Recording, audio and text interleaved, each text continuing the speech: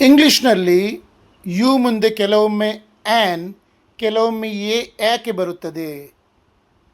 ಕೆಲವೊಮ್ಮೆ ಆ್ಯನ್, ಕೆಲವೊಮ್ಮೆ ಎ ಯಾಕೆ ಬರುತ್ತದೆ? ಯು ಅಂದರೆ ಯು ಧ್ವನಿ ಬಂದರೆ ಹಾಗೆ ಎ ಬರ್ತದೆ. ಉದಾಹರಣೆಗೆ a university, a uniform, a useful book, a unique idea. ಇಲ್ಲಿ ಯು ಎಂಬುದು ಕಾನ್ಸೊನೆಂಟ್ ಸೌಂಡ್ ಯುನಿಂದ ಪ್ರಾರಂಭವಾಗುತ್ತದೆ, ಆದ್ದರಿಂದ ಎ ಬರ್ತದೆ.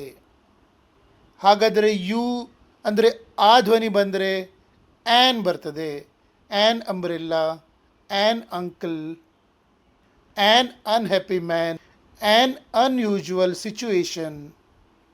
ಅಂದರೆ ಇಲ್ಲಿ ಯು ಆ ಧ್ವನಿಯಿಂದ ಪ್ರಾರಂಭವಾಗ್ತದೆ, ಆದ್ದರಿಂದ ಆ್ಯನ್ ಬರ್ತದೆ. ಸುಲಭ ನಿಯಮ, ಯುನ ಉಚ್ಚಾರ ಯು ಆದರೆ ಎ ಬರ್ತದೆ. ಉದಾಹರಣೆಗೆ ಅ ಯೂನಿವರ್ಸಿಟಿ, ಯುನ ಉಚ್ಚಾರ ಆ ಆದರೆ ಆ್ಯನ್ ಬರ್ತದೆ. ಉದಾಹರಣೆಗೆ ಆ್ಯನ್ ಅಂಬ್ರೆಲ್ಲಾ. ನಿಮಗೆ ನನ್ನ ರಿಸರ್ಚ್ ಮತ್ತು ಟೀಚಿಂಗ್ ಇಷ್ಟವಾದಲ್ಲಿ ನನ್ನ ಪೇಜ್ ಫಾಲೋ ಮಾಡಿ ಮತ್ತು ಶೇರ್ ಮಾಡಿ. ನಿಮಗೆ 3 ತಿಂಗಳಲ್ಲಿ ಇಂಗ್ಲೀಷ್ ಮಾತನಾಡಲಿಕ್ಕೆ ಕಲಿಬೇಕು ಅಂತ ಮನಸ್ಸಿದ್ದರೆ ನನ್ನ ನಂಬರಿಗೆ ವಾಟ್ಸಪ್ ಮಾಡಿ. ನಾನು ನಿಮಗಾಗಿ ನನ್ನ 32 ವರ್ಷಗಳ ಅನುಭವದಿಂದ ಒಂದು ಕೋರ್ಸ್ ರಚಿಸಿದ್ದೇನೆ. ಆ ಕೋರ್ಸ್ ಮಾಡಿದರೆ ನೀವು ಖಂಡಿತವಾಗಿ 3 ತಿಂಗಳಲ್ಲಿ ಇಂಗ್ಲೀಷ್ ಮಾತಾಡ್ತೀರಿ ಅನ್ನುವ ಭರವಸೆ ನನಗಿದೆ. ಆ ಕೋರ್ಸಿನ ಫೀ ಕೇವಲ 899, 899 ಓನ್ಲಿ. ನೀವು ಯಾವತ್ತು ನನಗೆ ಅಮೌಂಟ್ ಕಳಿಸ್ತೀರೋ ಆವಾಗ ಕೂಡಲೇ ನಾನು ಕ್ಲಾಸ್ ಸ್ಟಾರ್ಟ್ ಮಾಡ್ತೇನೆ. ನನಗೆ ಮೆಸೇಜ್ ಮಾಡಿ, ನಾನು ಎಲ್ಲ ಡೀಟೇಲ್ಸ್ ಕೊಡ್ತೇನೆ.